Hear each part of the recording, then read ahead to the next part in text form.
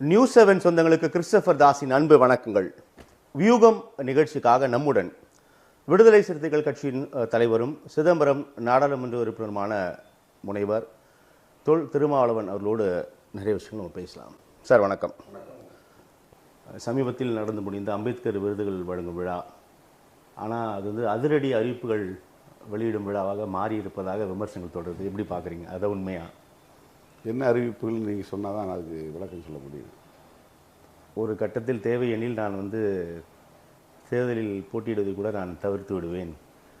அந்த ரீதியில் உங்களுடைய சில கருத்துக்களை ஆழமாக பதிவு செய்திருக்கிறீர்கள்.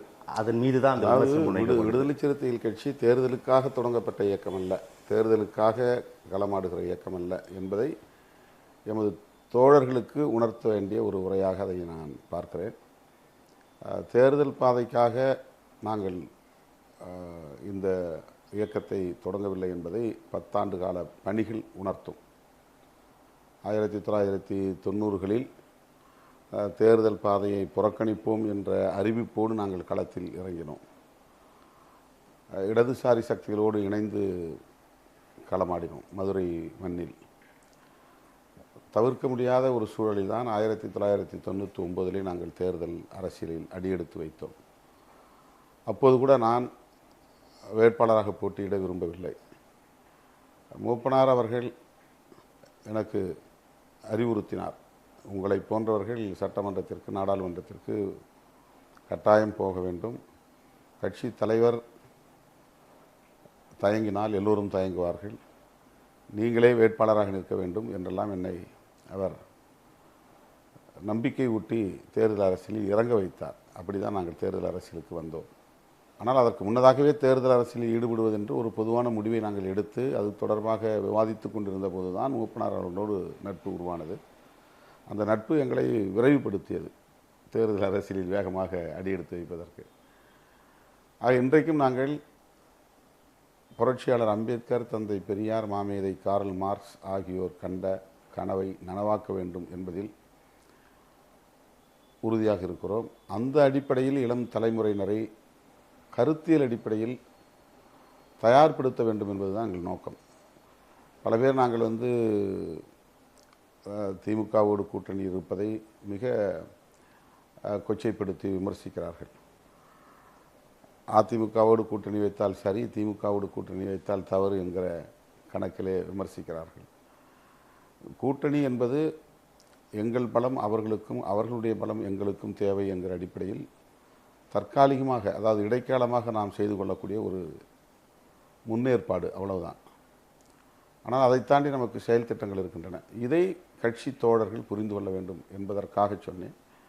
தேர்தலுக்காக மட்டுமே நாம் இயங்கவில்லை. தேவைப்பட்டால் தேர்தல் பாதை வேண்டாம் என்று கூட நான் அறிவிக்க தயாராக இருக்கிறேன் என்று சொன்னது இயக்கத் தோழர்களுக்காக, வேறு யாருக்காகவும் இல்லை. ஆனால் அவ்வளவு அதிருப்தியில் நீங்கள் இருக்கீங்க, அதை தான் உங்களுடைய வார்த்தைகள் வெளிப்பட்டு விட்டது, வார்த்தைகளால் வெளிப்பட்டு விட்டது அப்படின்ற விமர்சனம் முன்வைக்கப்படுது உங்களுடைய உரையின் மீது. அப்படி இல்லை, யாரோடு நான் அதிருப்தி அடைய வேண்டியிருக்கிறது? எங்கள் கட்சி தோழர்களோடா அல்லது கூட்டணி கட்சியினர் அந்த தலைவர்களோடா? யாரோடும் அதிருப்தி அடைய வேண்டிய தேவையில்லை. நானாக விரும்பி ஏற்றுக்கொண்ட ஒரு வாழ்க்கை இது. மக்களுக்காக தொண்டாற்ற வேண்டும் என்று எடுத்த முடிவு. அதில் அதிருப்தி அடைவதற்கு ஒன்றுமில்லை. விரக்தி உண்டு. நாம் நினைத்ததை போல் இயங்க முடியவில்லை, நினைத்ததை சாதிக்க முடியவில்லை, இன்னும் இந்த இயக்கம் வேகமாக இயங்க வேண்டும், அவ்வாறு இயங்க முடியவில்லை. இந்த ஏமாற்றம் அல்லது விரக்தி பொது வாழ்க்கையிலே எல்லோருக்கும் ஏற்படக்கூடிய சலிப்பு எனக்கும் உண்டு. அது வேறு. அது எந்த அடிப்படையில் என்றால், கொள்கை சார்ந்த நடவடிக்கைகளில் இன்னும் உறுதிப்பாட்டோடு நாம் இயங்க வேண்டிய தேவை இருக்கிறது. கட்டமைப்பு ரீதியாக வலிமைப்படுத்த வேண்டிய தேவை இருக்கிறது. ஒரு புரட்சிகர பார்வையுள்ள இளம் தலைமுறையை கட்டி எழுப்ப வேண்டும் என்கிற தேவை உள்ளது. இதிலெல்லாம் இன்னும் நம்ம ரீச் ஆகலை, போய் சேரலை அப்படிங்கிற ஒரு விரக்தி இருக்குது. மற்றபடி கூட்டணி கட்சிக்கிட்ட போய் நம்ம அதிருப்தி அடைவதற்கு ஒன்றும் இல்லை. இதற்கு முன்னதாக நீங்கள் விசிகா தேர்தல் பாதை திருடர் பாதை என்று சொன்னவர் வாக்கு அரசியலுக்குள்ளே வந்துட்டீங்க. அந்த நிகழ்வு அல்லது கட்சி ஆரம்பிக்கப்பட்டதுக்கான நோக்கம் ஓரளவுக்காவது நிறைவேறியிருக்கிறது அப்படின்னு நம்புறீங்களா? இல்லை, அப்படி நிறைவேற்ற முடியவில்லைங்கிறது தான் ஒரு விரக்தின்னு சொல்கிறேன். 25 வருஷம் தான் ஆகுது நாங்கள் தேர்தல் அரசியலுக்கு வந்து. தேர்தல் பாதையை புறக்கணிக்கக்கூடிய ஒரு காலகட்டத்தில் என்னை நானே எப்படி சமாதானப்படுத்தி கொண்டேன் என்றால், புரட்சியாளர் அம்பேத்கர் எந்த இடத்திலும் தேர்தல் அரசியலை புறக்கணிக்கவில்லை. நாம் அம்பேத்கருடைய வழியில் இயங்குகிறோம் என்று வெளிப்படையாக சொல்லிக் கொண்டிருக்கிற போது, அவர் தேர்தல் அரசியலில் பங்கேற்க வேண்டும், அதிகாரத்தை கைப்பற்ற வேண்டும், அரசு வழியில் சோசலிசத்தை கட்டமைக்க வேண்டும் என்று வழிகாட்டியிருக்கிறார். அம்பேத்கருடைய வழியில் நாம் இயங்குகிற போது தேர்தல் அரசியலில் ஈடுபடுவது தவறில்லை என்ற ஒரு முடிவுக்கு வந்து தான் நாங்கள் தேர்தல் அரசியலில் அடியெடுத்து வைத்தோம். அவ்வளவு இலகுவான ஒரு பாதை அல்ல இது. எத்தனை சட்டமன்ற உறுப்பினர்களை வென்றெடுத்தாலும், எத்தனை நாடாளுமன்ற உறுப்பினர்களை வென்றெடுத்தாலும், இந்த சமூக கட்டமைப்பில் ஏற்கனவே நிலவுகிற சாதிய முரண்களை, இதர முரண்களை அவ்வளவு எளிதாக தீர்த்துவிட முடியாது அப்படிங்கிறது இந்த 25 ஆண்டு கால அனுபவமாக நமக்கு இருக்கிறது. அந்த அடிப்படையிலான ஒரு சலிப்பு நமக்கு இருக்கிறதே தவிர, மற்றபடி கூட்டணி கட்சிகளிடம் நாம் எதிர்பார்த்தது கிடைக்கவில்லை என்கிற அடிப்படையில் எந்த சலிப்பும் இல்லை. மற்றொன்று, நீங்கள் தேர்தல் அரசியலுக்குள் வந்ததுக்கு அப்புறமா அதிகாரம் மிக வலிமையானது என்ற புரட்சியாளரின் கூற்றின்படி அதிகாரம் அந்த ஒரு விஷயத்தை உணர்கிறீர்களா? கட்டாயமாக. அதாவது நாடாளுமன்ற ஜனநாயகம், அதன் அடிப்படையில் அரசியல் அதிகாரம், இதுதான் நமக்கு கான்ஸ்டிடியூஷன் சொல்லக்கூடிய ஒரு செய்தி. அந்த அதிகாரம் எவ்வளவு வலிமையானது, அதை கொண்டு சமூகத்தில் இத்தகைய மாற்றங்களை ஏற்படுத்த முடியும் என்பதை ஓரளவுக்கு இந்த சட்டமன்ற உறுப்பினர் பதவிகளையும் நாடாளுமன்ற உறுப்பினர் பதவிகளையும் வைத்து பார்க்கிற போதே நம்மால் உணர முடிகிறது. இப்போ நான் வெளியே நின்று குரல் கொடுத்த போது இன்றைக்கு என்ன பேசுகிறேனோ அதையெல்லாம் அப்போதே நான் பேசியிருக்கிறேன். அது வெளிச்சத்திற்கே வரவில்லை, அம்பலம் ஏறவில்லை. ஆனால் இன்றைக்கு நான் புதிதாக பேசுவது போல் தோன்றுகிறது பலருக்கு. இன்றைக்கு என்னென்ன கருத்துக்களை நான் பேசுகிறேனோ அவ்வளவும் நான் தேர்தல் பாதையை புறக்கணித்த காலத்தில் ஆவேசமாக பேசிய கருத்துக்கள் தான். அதிலிருந்து நான் சற்றும் வழுவவில்லை, நழுவவில்லை, விலகவில்லை. ஆனால் இன்றைக்குத்தான் நான் இதையெல்லாம் பேசுகிறேன் என்பதை போன்ற ஒரு தோற்றம் உருவாவதற்கு காரணம் இன்றைக்குத்தான் நான் கவனிக்கப்படுகிறேன். ஏனென்றால் இப்போதுதான் சட்டமன்றத்திலும் நாடாளுமன்றத்திலும் இடம்பெறக்கூடிய ஒரு அளவுக்கான அரசியல் சக்தியாக பரிணமித்திருக்கிறோம். அப்போ அரசியல் சக்தியாக பரிணமிப்பதன் மூலம் கவனிக்கப்படுகிறோம், நம்முடைய சொல்லுக்கு ஒரு வலிமை இருக்கிறது, அதற்கு ஒரு தாக்கத்தை ஏற்படுத்தக்கூடிய ஆற்றல் இருக்கிறது என்பதை இந்த களத்தில் உணர முடிகிறது. ஆளுங்கட்சியோடு சேர்ந்து புதிய புதிய சட்டங்களை உருவாக்க முடிகிறது, புதிய புதிய அறிவிப்புகளை செய்ய வைக்க முடிகிறது. அதே போல் எளிய மக்களுக்கான சில திட்டங்களை நடைமுறைப்படுத்துவதற்கு ஒரு உந்துதலை தர முடிகிறது, ஒரு அழுத்தத்தை கொடுக்க முடிகிறது. இதெல்லாம் அதிகாரம் எவ்வளோ வலிமையானது என்பதை நமக்கு உணர்த்துகிறது. இப்போ அதிக அதிகாரம் தேவையெனில் அப்போ அதிக இடங்கள் அப்படின்றதும் தவிர்க்க முடியாதது. அதை நீங்கள் உணர்ந்து தான் இருக்கீங்களா? இல்லை, அதிக இடங்கள்ங்கிறது வந்து கூட்டணி அப்படிங்கிற நிலைப்பாடு வந்து நிரந்தரமானதாக இருக்க முடியாதுல்ல.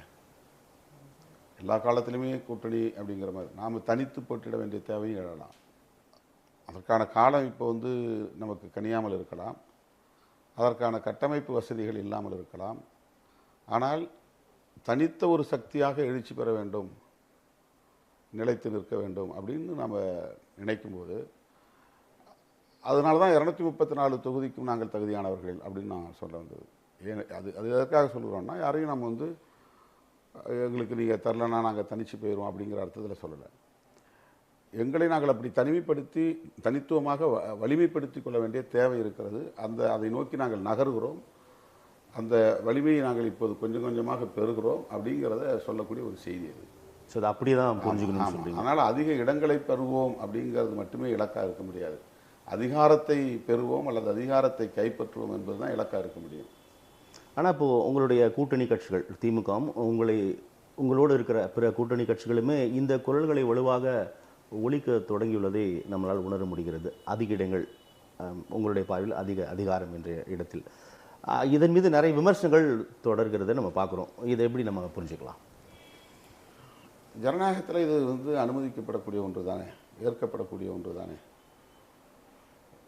ஒரு கட்சி ஆட்சி, அந்த ஒரு கட்சியின் கட்டுப்பாட்டில் பிற கட்சிகள் அப்படிங்கிறது வந்து எல்லா கட்சிகளும் இணைந்து உடன்பட்டு ஏற்றுக்கொண்ட ஒன்று. இப்போ திமுக கூட்டணியில் 10 கட்சி இருக்கிறோம்னா 10 கட்சியில் திமுகவை தவிர மற்ற கட்சிகள் எல்லாம் இந்த ஏற்பாட்டுக்கு நாங்கள் உடன்பட்டிருக்கிறோம் பொருள். அதே போல் அந்த கட்சிகள் எல்லாம் வந்து தங்களுக்கான உரிமைகளை கோருகிற போது, தேவைகளை வலியுறுத்துகிற போது, அதில் உள்ள ஜனநாயகத்தை உணர்ந்து அதை அனுமதிப்பது என்பது, ஏற்பது என்பது ஒன்று. அதை அக்செப்ட் பண்ணுறது, அதுக்கு வந்து அனுமதிப்பது, கேட்கறது வந்து தவறு இல்லைன்னு புரிந்து கொள்வது, கேட்க அனுமதிப்பது, அது ஒரு ஜனநாயகத்தின் கூறு தான். அப்போது தலைமை தாங்கக்கூடிய திமுக கூடுதலாக இவங்க சீட்டு கேட்குறாங்க அப்படின்லாம் வந்து அவங்கள எதிராக பார்க்க வாய்ப்பில்லை. அவங்களும் ஒரு டெமோக்ராட்டிக் ஃபோர்ஸ் தான். அவங்களுக்கு தேவையை அவங்க சொல்கிறாங்க. அவங்க கட்சிக்கு கூடுதலாக இடம் வேணுங்கிறத வந்து அவங்க கட்சி விரும்புகிறது. அதனால் அதனுடைய தலைவர் சொல்கிறாரு. இது வந்து திமுக தலைமைக்கு தெரியும். இப்போ அவருக்கு இதை தெரிந்து கொள்வது அல்லது தெரிந்திருப்பது ஒரு ஜனநாயக புரிதல். நாங்கள் இந்த கோரிக்கையை எழுப்புவது ஒரு ஜனநாயக தேவை. இப்போ இந்த அண்டர்ஸ்டாண்டிங், ஒரு காமன் அண்டர்ஸ்டாண்டிங், ஒரு பொதுவான புரிதல் கூட்டணிக்குள்ளே இருக்கிறதுனால தான் தொடர்ந்து பயணிக்கிறோம். இப்போ 2017 உருவான கூட்டணி இன்றைக்கி 8 ஆண்டுகளுக்கு மேலாக தொடர்ந்து 3 பொதுத் தேர்தல்களை சந்தித்து 4வது பொதுத் தேர்தலை சந்திக்கப் போகிறது. இதற்கு என்ன அடிப்படையான காரணம்னா, எங்களுடைய உணர்வுகளை திமுக மதிக்கிறது, திமுகவுடைய நெருக்கடிகளை நாங்களும் மதிக்கிறோம். திமுக என்ன மாதிரியான நெருக்கடிகள் இருக்குது, அதுக்கு என்ன இக்கட்டுகள் இருக்கின்றன, அதை எப்படி அது எதிர்கொள்ளும் போது என்னென்ன சிக்கல்கள் எழும், அதை எப்படி அவர்கள் அதை கையாளுகிறார்கள், இதெல்லாம் எங்களுக்கும் புரியும். அதனால் ஒருவருக்கொருவர் இந்த புரிதல் இருப்பதனால் இந்த கூட்டணி, இந்த பரஸ்பர புரிதல் இருக்குதா நீங்கள் சொல்கிறீங்க, ஆனால் அது இருக்குதா இருப்பதால் தான் இந்த கூட்டணி தொடருது. இப்போ அதிமுக கூட்டணி எத்தனை தடவை கலைஞ்சிருக்கு. 2021 எல்லாம் ஒன்றா இருந்தாங்க. 2024 வேறு அணியாக போனாங்க. பிஜேபி அணி தனி, ஏடிஎம்கே அணி தனியாக போச்சு. இப்போ வந்து அந்த அணியில் இருந்த பல கட்சிகள் வெளியே இருக்குது. பாட்டாளி மக்கள் கட்சி வெளியே இருக்குது, தேமுதிக வெளியே இருக்குது, ஒரு சில சின்ன அமைப்புகள் எல்லாம் நான் யாரோட இருக்கிறோன்னு கூட அடையாளப்படுத்திக்காமல் இருப்பாங்க. அந்த கூட்டணியில் இந்த மாதிரி ஒரு சிதறல் தெரியுது. 2017 காவிரி நீர் உரிமைக்காக ஒன்று கூடிய இந்த இயக்கங்கள் மேலும் சில கட்சிகள் இதில் சேர்ந்திருக்கிறதை தவிர இந்த கூட்டணியில் இடம்பெற்றுள்ள எந்த கட்சியும் வெளியேறவில்லை. ஆனால் இந்த கூட்டணியில் இருந்து கொண்டு எங்களுக்கான பிரச்சனைகளை நாங்கள் பேசுகிறோம், எங்களுக்கான கோரிக்கைகளை நாங்கள் எழுப்புகிறோம், எங்களுக்கான உரிமைகளை நாங்கள் முன்வைக்கிறோம். இதை வெளிப்படுத்துவதில் திமுக தயக்கம் காட்டுகிறதா? இந்த பரஸ்பர புரிதலை நீங்கள் உட்பட கூட்டணி கட்சிகள் எல்லாமே சமயம் கிடைக்கும் போது எல்லாமே வெளிப்படுத்துறீங்க. ஆனால் திமுக அதன் தலைமை இதை வெளிப்படுத்துகிறதா? அதில் ரெஸ்பாண்ட் பண்ணுறதுக்கு ஒன்றும் இல்லையா, அது நெகோசியேஷனில் தானே தெரியும். இப்போ வந்து அதுக்கெல்லாம் டக்குன்னு அவங்க அதுக்கு வந்து பதில் சொல்லுங்கிறது இல்லை. கூட்டணி வலிமை தொடர்பாக சொல்கிறேன்.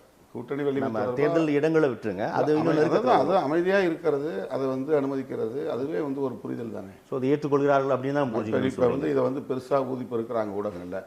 அவர் சண்முகம் கேட்குறாரு, திருமாவளவன் கேட்குறாரு, நெருக்கடி கொடுக்குறாங்க அப்படி.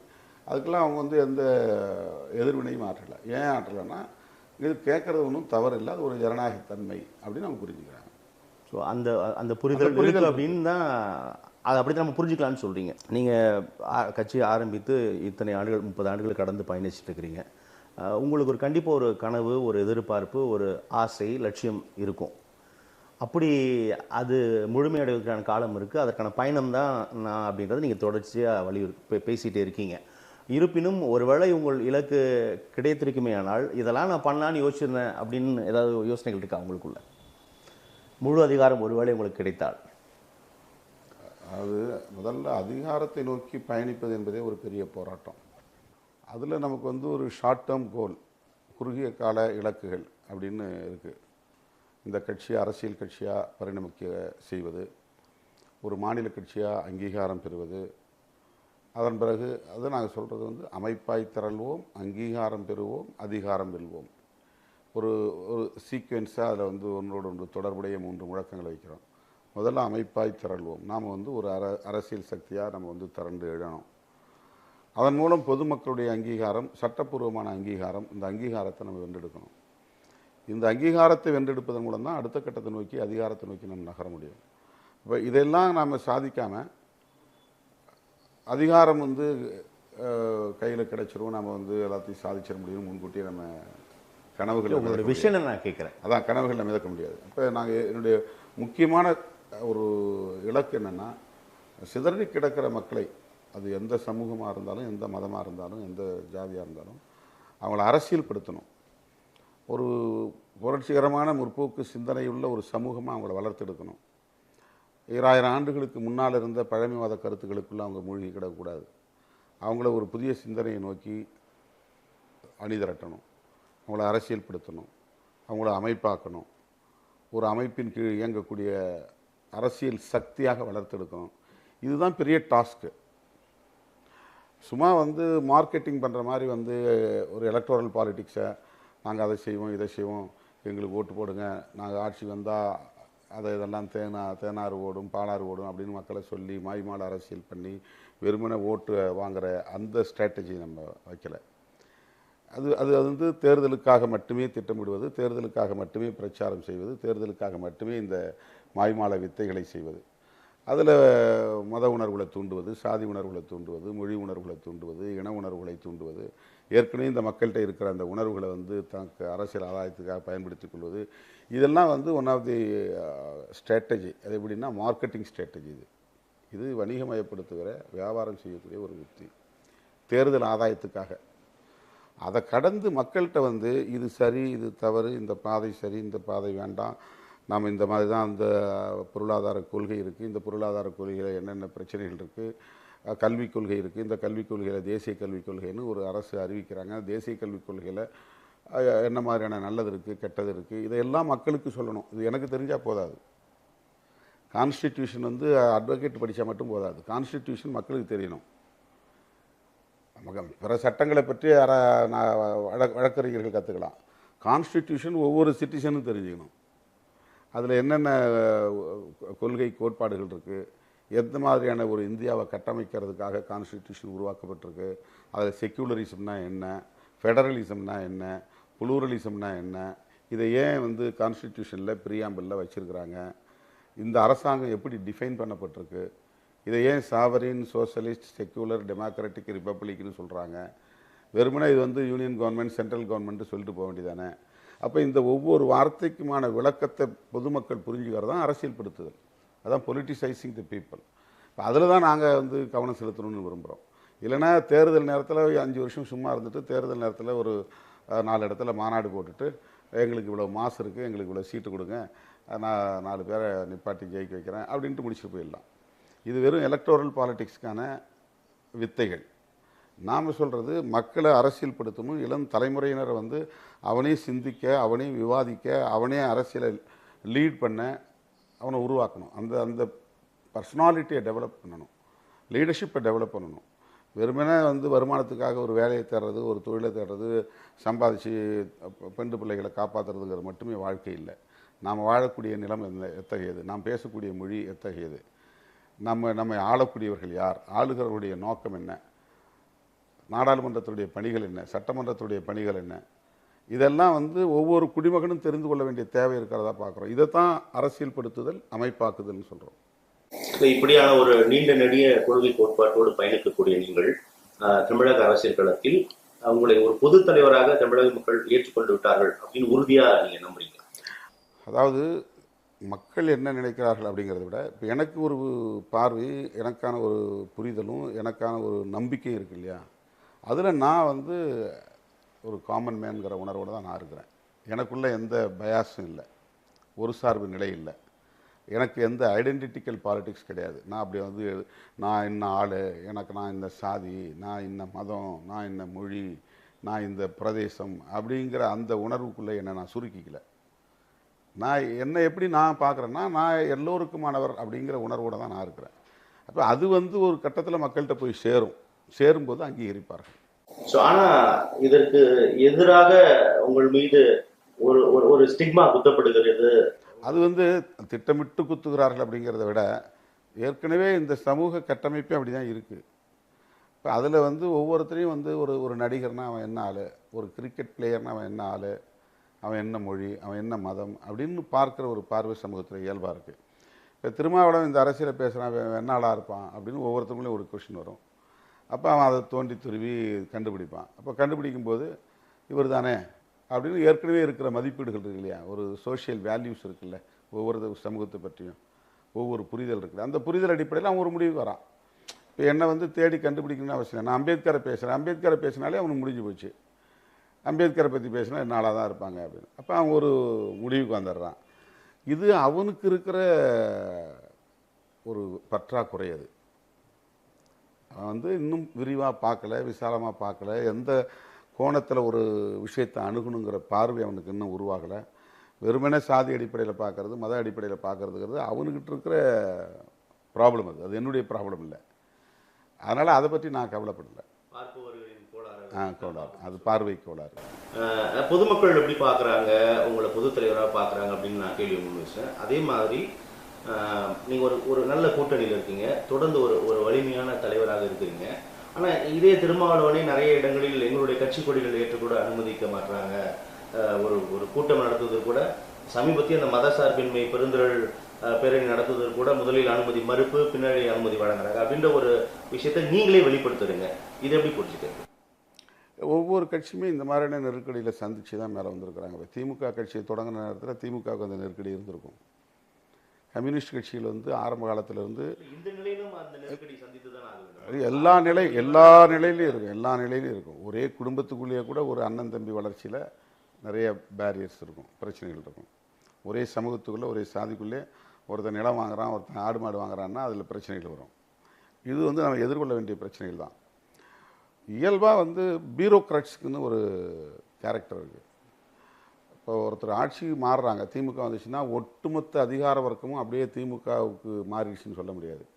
திமுக அரசாங்கம் வந்துட்டதுனால இப்போ இந்தியா முழுக்க பிஜேபி 11 வருஷமாக ஆண்டுகிட்டு இருக்காங்கன்னா இந்தியாவில் இருக்கக்கூடிய எல்லா அதிகாரிகளும் பிஜேபி பிஜேபின்னு சொல்ல முடியாது.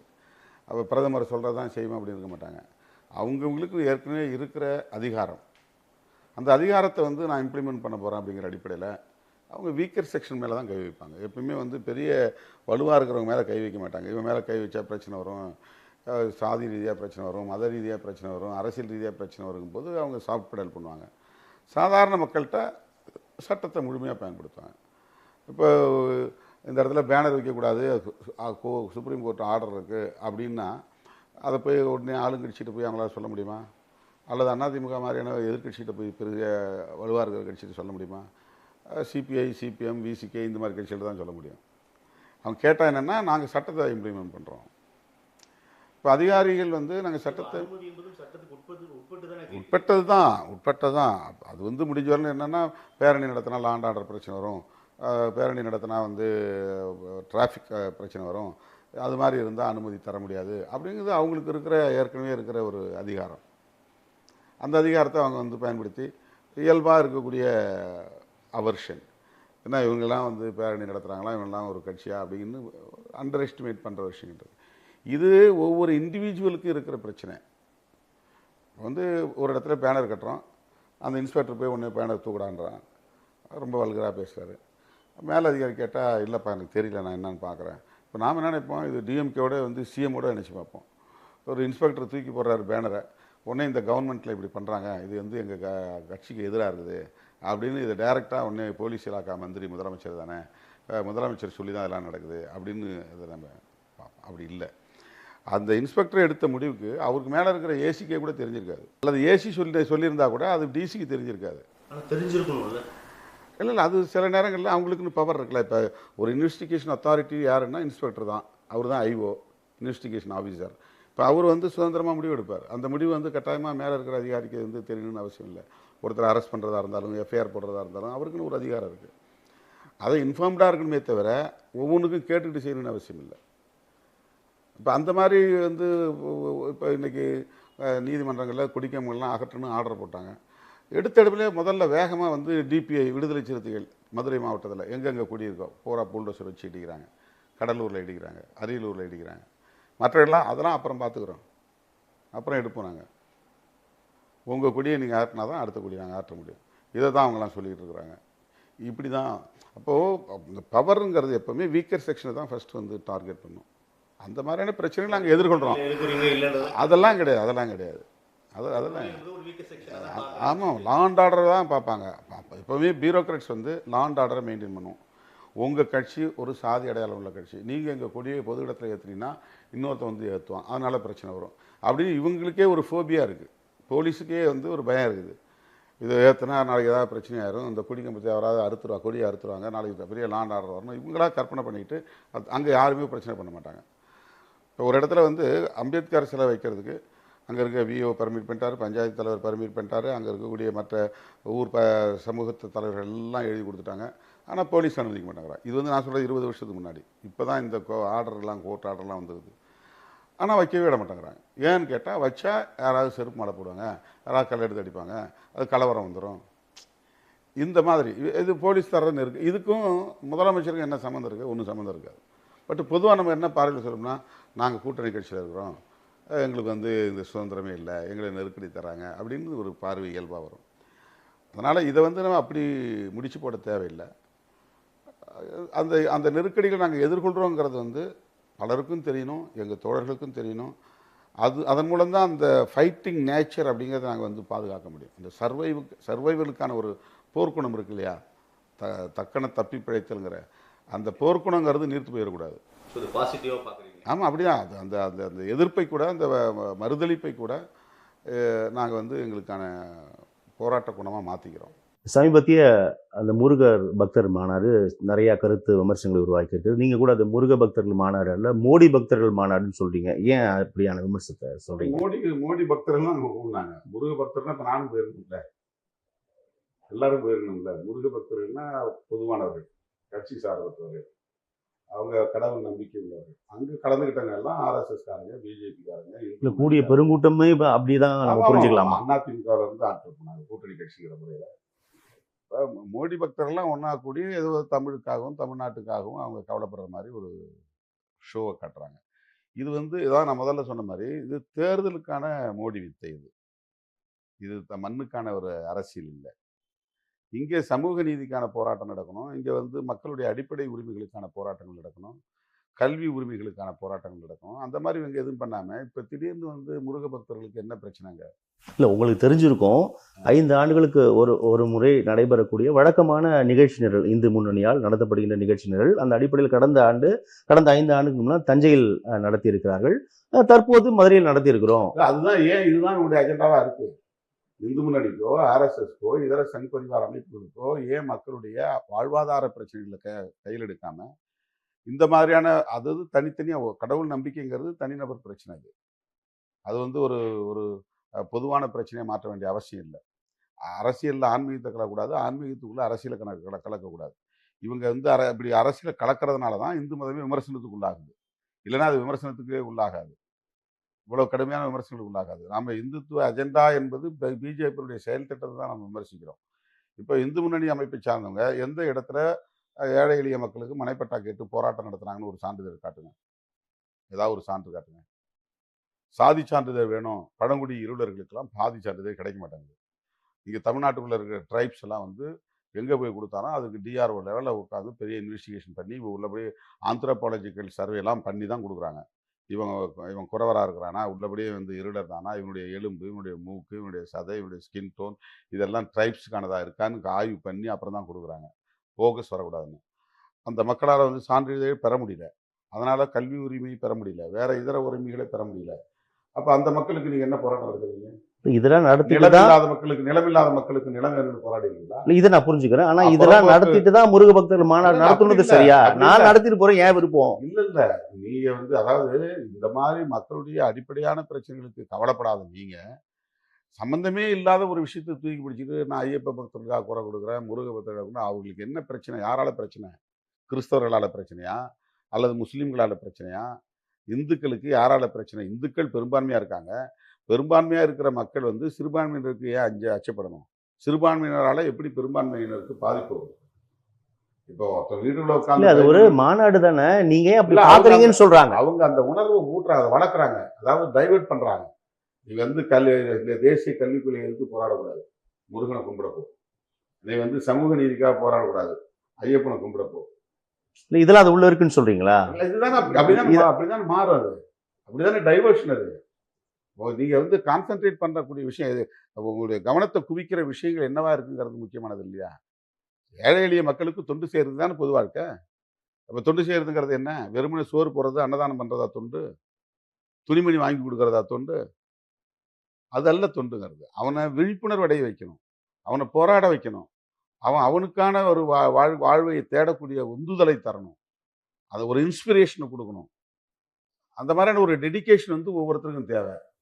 இப்ப காந்தியும் அவர் ஆன்மீகவாதி தான். அவரு இந்துத்துவ இது உங்களுக்கான கிரவுண்டு, அவங்க கிரவுண்டு வேறையா இருக்கலாமே. அந்த கிரவுண்டு தவறான கிரவுண்டுன்ற மக்களை தவறா வழிநடத்துறாங்கன்ற. தமிழ்நாட்டுக்குள்ள அப்படி ஒரு மதவாத அரசியலை கொண்டு வரது பாக்குறாங்க. இந்துக்கள் உணர்வை வந்து வளர்க்குறாங்க. அது அப்படி வளர்க்கறதன் மூலமா ஏற்கனவே உணர்வு அவங்களுக்கு இருக்கு, அது யாருக்கும் இல்லைன்னு நம்ம சொல்லல. அதை கன்சாலிடேட் பண்றாங்க. கன்சாலிடேட் பண்ணி அது வந்து அரசியல் ஆதாயம் மாத்துறது. நீங்க அப்படி செய்து விட முடியுமா? அப்ப அது என்ன நடக்குதுனாக்க, என்ன நடக்கும்னா இந்து முஸ்லீமும் மோதிக்கணும். இப்ப திருப்பரங்குன்றத்துல எத்தனை வருஷம் ஏதாவது பிரச்சனை நடந்துச்சா? அங்க இந்துக்களும் முஸ்லீம்களும் அவ்வளவு ஒற்றுமையா, ஒரு வீடு இந்து வீடு, ஒரு வீடு முஸ்லீம் வீடுன்னு இருக்கிறாங்க. அவ்வளவு ஒற்றுமையா வாழ்ந்துட்டு இருக்காங்க. அந்த ஊருக்குள்ள எந்த பிரச்சனையுமே இல்லை. இவங்களா போய் அங்க கார்த்திகை தீபம் ஏற்றுவோன்றாங்க. கார்த்திகை தீபம் ஏத்துறதுக்கும் திருப்பன்ற வழக்கும் என்ன சம்பந்தம் இருக்கு? இதுக்கு முன்னாடி ஏன் அங்க ஏத்தல? ஏத்தாத வழக்கத்தை எதுக்கு நீங்க கொண்டு வரீங்க? அப்ப என்ன அரசியல் நீங்க செய்ய விரும்புறீங்க? யாருக்கு எதிராக இதை நீங்க தூண்டுறீங்க? அங்க இருக்கிற இஸ்லாமியர்கள் என்ன அரேபியால இருந்து வந்தவங்களா? அவங்க இந்த ஊர்ல ஏற்கனவே இந்துவா வாழ்ந்தவர்கள் தானே. 10 தலைமுறைக்கு முன்னால இருக்கலாம், 15 தலைமுறைக்கு முன்னால இருக்கலாம். அவன் ஏன் முஸ்லீம் மதத்தை வந்து ஏற்றுக்கிட்டான்? இது ஒவ்வொருத்துக்குமான ஜனநாயக உரிமை இல்லையா? நம்ம நாடு அதை அனுமதிக்குதா இல்லையா? நம்முடைய அரசியல் சட்டம் அதை அவங்க அனுமதிக்குதா இல்லையா? அவங்க உணர்வு, நீ இந்துவா இருந்தாலும் முஸ்லீமா இருந்தாலும் நம்ம ஒற்றுமையா சகோதரர்களா வாழ்வுன்னு சகோதரத்துவத்தை வளருங்க. அதே ஆன்மீகத்தின் மூலமா. ஆன்மீகங்கிறது சகோதரத்துவத்தை வளர்க்கறதுக்கு பயன்படணும். அமைதியை உருவாக்குறதுக்கு பயன்படணும். இவங்க பண்ற அரசியல் வந்து வன்முறையை தூண்டுறதுக்கும் அமைதியை சீர்குலைக்கிறதுக்குமான அரசியலா இருக்குல்ல. அதுதான் நம்ம சுட்டி காட்டுறோம். இப்ப இந்த விவகாரத்தில் எல்லா கட்சிகளையும் விட சற்று அதிகமாக விசிக கோபப்படுகிறதோ? இது கோபம் இல்லை, கவலை. இது நாடு எங்க போயிட்டு இருக்கு? தமிழ்நாட்டில் வந்து பெரியார் வாழ்க, அண்ணா வாழ்கன்னு சொன்ன மண்ணில் இனிமே கோல்வாக்கர் வாழ்க, வீர சாவர்கர் வாழ்கன்னு சொல்ல போறாங்க. இடஒதுக்கீட்டுக்காக போர்க்குரல் எழுப்பிய இந்த மண்ணில் இப்ப இனிமேல் ஜெய் ஸ்ரீராம்னு ஒலிக்க போகுது. முருகன் அரோகரா அரோகரான்னு சொல்லிட்டு இருந்த இடத்துல இனிமேல் ஜெய் ஸ்ரீராம் சொல்ல போறாங்க. இதுதான் சொல்ல போறாங்க, ஒழிக்க போறாங்கன்னு சொல்றீங்க. ஆமா, சொல்லவில்லையே, ஒழிக்கவில்லையே. இங்க முடியாது. அதனாலதான் முருகனை கையில் எடுக்கிறாங்க. அதுக்கு அடுத்து அதுதான் ஆகும். நீங்க கர்நாடகாவில் இருக்கு, பள்ளிக்கூடத்து பிள்ளைங்கிட்ட கொடுத்து ஜெய் ஸ்ரீராம் கோஷம் போட வைக்கிறான். பள்ளிக்கூடத்து பிள்ளைங்க கையில வந்து புஸ்தகத்தை கொடுக்கலாம், வேற ஏதாவது திருக்குறளை கொடுக்கலாம், அல்லது வேற ஏதாவது ஒரு நல்ல அறிவு ஐன்ஸ்டீனை பத்தி புத்தகம் கொடுக்கலாம், அல்லது நியூட்டனை பத்தி புத்தகம் கொடுக்கலாம், அணு பாராபத்துகளை பற்றி புத்தகம் கொடுக்கலாம், விழிப்புணர்வு தரக்கூடிய அறிவியல் சார்ந்த நூல்களை கொடுக்கலாம். இவன் வந்து என்ன நோட்டீஸ் கொடுக்குறான்? என்ன கோஷம் போட வைக்கிறான்? இது எங்கே போய் முடியும்? அப்போ தமிழ்நாட்டுக்குள்ள அப்படி ஒரு கோஷம் போடணுமா? அந்த மாதிரி மதத்தின் அடிப்படையில் மக்கள் பிளவுபடணுமா? ஏற்கனவே சாதி அடிப்படையில் மோதிக்கிட்டு இருக்கிறான். அந்த சாதி அடிப்படையில் இந்துக்களுக்குள்ள தான் நடக்குது. அது சமாதானம் பண்ணுறதுக்கு என்ன நீங்கள் கமிட்டி வச்சுருக்கிறீங்க? எந்த ஊரில் நடந்தாலும் எஸ்சி பிசி சண்டை வரக்கூடாது. சின்ன பிரச்சனை ஸ்பார்க் ஆகிற நேரத்தில் போய் நாங்கள் உட்காந்து பஞ்சாயத்து பண்ணி சமாதானப்படுத்துவோம், வன்முறையே நடக்காது அப்படின்னு உங்களால் உருவாக்க முடியுமா? சரியை கொளுத்த மாட்டாங்க, கொளுத்துனா நாங்கள் பொறுப்புன்னு சொல்லுங்கள். 21ஆம் நூற்றாண்டில் இன்னைக்கும் ஒரு சின்ன தவறு நடக்கிறதுக்கு ஒரு ஊரையே கொளுத்துறாங்களே, இது எவ்வளோ பெரிய காட்டு மிராண்டித்தனம். இப்போ நான் தப்பு பண்ணுறேன், என்னை வந்து நீங்கள் வந்து என்ன செய்யணும்? போலீஸில் போய் புகார் கொடுக்கணும். ஆனால் எந்த ஓபிசியும் போலீஸில் புகார் கொடுக்கறது கிடையாது. அவனே சட்டத்தில் கையில் எடுக்கிறான், அவனே தண்டனை கொடுக்குறான். அது அந்த ஒருத்தனுக்கு கொடுக்கறது இல்லை, ஒட்டுமொத்த கிராமத்தையே அப்பாவி மக்களுடைய வீடுகளை குடிசைகளை கொடுத்துறான், சொத்துக்களை சூறையாடுறான், சேதப்படுத்துறான். இது வந்து இந்த 21ஆம் நூற்றாண்டில் நாகரிகமான செயலா? இதை தடுக்கிறதுக்கு உங்கள்கிட்ட என்ன செயல் திட்டம் இருக்கு? இதை பற்றி கவலைப்பட என்றைக்காவது உங்க கூட்டங்களில் தீர்மானம் போட்டுக்கிறீங்களா? அப்ப என்ன அரசியல் நீங்க பண்ற அரசியல்? இதுதான் நம்ம கேள்வி. சமீபத்தில் அதிமுகவை விட விசிக அதிமுக குறித்து ரொம்ப கவலை கொள்கிறது, ரொம்ப கூடுதல் கவனம் செலுத்துகிறது, கூட்டணி தொடர்பாக நிறைய பயங்களை வெளிப்படுத்துகிறார் திருமாவளவன் அப்படின்னு ஒரு விமர்சனம் முன்வைக்கப்படுது. உண்மைதானே அது? அதிமுகவை வந்து நான் ஒரு திராவிட இயக்கமா மதிக்கிறேன். எம்ஜிஆர் அண்ணாவோட பழகினவர், கலைஞரோட பழகினவர், பெரியாரோட பழகினவர். அதனால் அவர்கிட்ட வந்து அந்த திராவிட அரசியலின் தாக்கம் இருந்துச்சு. மேதகு பிரபாகரனை வரவழைச்சி சந்தித்து ஆறுதல் படுத்தி அவருக்கு ஊக்கப்படுத்தி அவர் கை நிறைய பணம் கொடுத்து அவரை வந்து போராடுங்க வெற்றி பெறுங்கன்னு சொன்னவர். அப்படிலாம் வந்து தலைமை தாங்கிய எம்ஜிஆர் தலைமை தாங்கிய ஒரு இயக்கம். ஜெயலலிதா காலத்தில் நான் பாப்பாத்தி தான் அவங்க சட்டமன்றத்தில் சொல்லக்கூடிய துணிச்சலை பெற்றிருந்தாலும் எம்ஜிஆருடைய வாரிசாகவே அரசியல் பண்ணாங்க. ஒரு பார்ட்னரோட கூட வச்சுக்கலாங்க. அந்த ஆர்எஸ்எஸ் அரசியல் அவங்க பேசலை. ஒரு கட்டத்தில் அயோத்தி கோயிலுக்கு நாங்கள் செங்கல் எடுப்போம்னு சொன்னாலும் கூட அது அவங்க தனிப்பட்ட முறையில் எடுத்த முடிவை தவிர அது ஆர்எஸ்எஸ்னுடைய இன்ஃப்ளூயன்ஸ்னு சொல்ல முடியாது. அதாவது அவங்க கையில் அவங்க சிக்கலை. உலக ஜெகத்குருன்னு சொல்லக்கூடிய சங்கராச்சாரியரையே கைது செய்து சிறைப்படுத்தக்கூடிய அளவுக்கு துணிச்சல் பெற்றவங்களா இருந்தாங்க. இது எல்லாமே திராவிட அரசியலின் தாக்கம் தான். பூஜை புனஸ்காரங்களில் மூழ்கியவர். ஆனா அது பிரச்சனை இல்லைன்னு சொல்றீங்க. அது தனிப்பட்ட விருப்பம். அவங்களுக்கு தனி விருப்பம். போய் கும்பகோணத்துல கும்பமேளா தண்ணியில் அது வேறு. குளிச்சாங்க, மாமா அது குளிச்சாங்க, அது தனி. அது அவங்களுடைய நம்பிக்கை.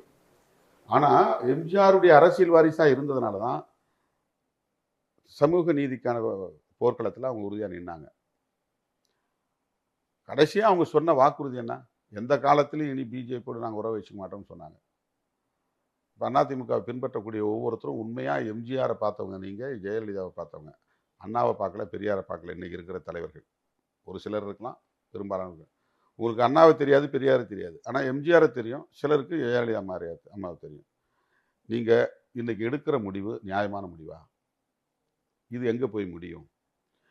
நீங்கள் உட்கார்ந்துருக்கிற இடத்துல அண்ணாவையும் பெரியாவையும் கேவலப்படுத்தி, இழிவுபடுத்தி, கேலி செய்து வீடியோ ஒளிபரப்புறாங்க. எப்படி உங்களால் அந்த இடத்துல இருக்க முடியுது? உங்களுக்கு உயிர் மூச்சே வந்து பெரியார் அண்ணா தானே, அவங்க சொன்ன அரசியல் தானே, அதுதானே எம்ஜிஆரும் ஜெயலலிதாவும் பேசி 5 முறை 6 முறை இந்த நாட்டை ஆண்டாங்க. அப்போ அந்த அவையில எப்படி உங்களால் உட்கார முடியுது? ஆனால் அதுக்கு விளக்கம் கொடுக்குறாங்க. கொள்கை வேறு, கூட்டணி வேறு. அந்த முருக பக்தர்கள் மாநாடு கூட நான் பெருசாக அட்ரஸ் பண்ணல, அந்த தீர்மானங்கள் கூட நாங்கள் ஏற்றுக்கொள்ளன்றாங்களே. அது இன்னைக்கு விமர்சனம் வந்த பிறகுல சொல்கிறாங்க. நீங்கள் உங்களுக்கு தெரிய வேண்டாமா? ஏற்கனவே அங்கே பெரியாரை தானே வந்து விமர்சனம் பண்ணிட்டு இருக்கிறாங்க, பெரியாரை தானே கொச்சைப்படுத்திட்டு இருக்கிறாங்க, அண்ணாவை கொச்சைப்படுத்திட்டு இருக்கிறாங்க. இது தெரியாதா? ஊர் உலகத்துக்கு தெரியாதா? திராவிட கழகங்கள் இல்லாத தமிழகம்ங்கிறது தான் அவங்க கோரிக்கை, அது அவங்களுடைய முழக்கமே. இப்போ திமுகவையும் அதிமுக சேர்த்து தானே அவங்க சொல்கிறாங்க. உங்களை அழிக்கணுங்கிறது அவங்களுடைய ஹிடன் அஜெண்டா தானே, அழித்து ஒழிக்கணுங்கிறது தானே உங்களுடைய எண்ணம். அதிமுகவில் இருந்தவர் இன்னைக்கு பிஜேபி தலைவராக இருக்கிறாருன்னா இந்த டிரான்ஸ்ஃபார்மேஷனை பாருங்க. இது எத்தகைய மாற்றத்தை, ஒரு பரிணாம மாற்றம் அடைந்திருப்பார். ஒரு அதிமுக தொண்டர், சமூக நீதி கொள்கையில் வளர்ந்தவர், எம்ஜிஆர் ஜெயலலிதா தலைமையை ஏற்றுக்கொண்டவர், எப்படி பாரதிய ஜனதாவுக்கு போய் தலைமை தாங்க முடியும்? எவ்வளோ பேர் அதிமுககாரங்க பிஜேபியில் போய் சேர்ந்துருக்கிறாங்க. இதுக்கு போக போக நாளைக்கு அப்படி தானே போய் முடியும். அப்போ ஒரு இயக்கத்தின் சிதைவதற்கு, ஒரு இயக்கம் வந்து பின்னுக்கு போவதற்கு நீங்கள் எடுக்கிற முடிவு வழிவகுக்குமா, வழிவகுக்காதா? அந்த கவலையில் நான் சொல்றேன். ஸோ எதிரணி கூட்டணியா, திமுகவை எதிரணி கூட்டணியா இந்த கருத்தை நீங்க சொல்ல, ஒரு எதிரணி கூட்டணியா இதை நீங்க கருத்தை வலியுறுத்தல. நான் திமுகங்கிற மைண்ட்ல வச்சு நான் பேசல, திமுக கூட்டணின்னு மைண்ட்ல வச்சு பேசல. நான் வந்து எது சரி தவறு, நன்மை தீமை பேசுறீங்க. 2 கட்சிகளையும் திராவிட இயக்கங்களா நம்புறேன், பெரியார் இயக்கங்களா நம்புறேன். அதனால அதிமுக இப்படி வந்து இதாயிடக்கூடாது, பாதிக்கப்பட்டக்கூடாது அப்படிங்கிற கவலையிலிருந்து நான் சொல்றேன். இன்னைக்கு நான் சொல்றது உங்களுக்கு கஷ்டப்பா இருக்கலாம்.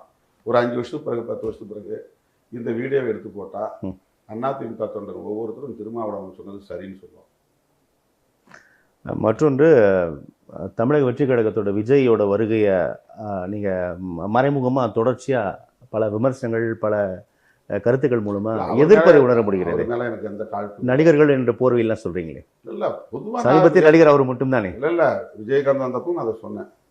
ஆனால் விஜயகாந்தோட நான் வந்து நட்பாக தான் இருந்தேன். எனக்கு அதில் எந்த சிக்கலும் இல்லை. தனிநபர் அப்படிங்கிற அடிப்படையில் யார் மீதும் எனக்கு எந்த காழ்ப்பும் கிடையாது. அடுத்து என்னுடைய காம்படிட்டராகவும் நான் அவங்கள பார்க்கல. எனக்கு அவங்க போட்டியாளர், நான் அவங்களுக்கு போட்டியாளர் அப்படின்னுங்கிற ஒரு ஒப்பீடு என்கிட்ட கிடையாது. பொதுவாக வந்து சினிமா மோகம் தமிழ்நாட்டுக்குள்ளே இருக்குது.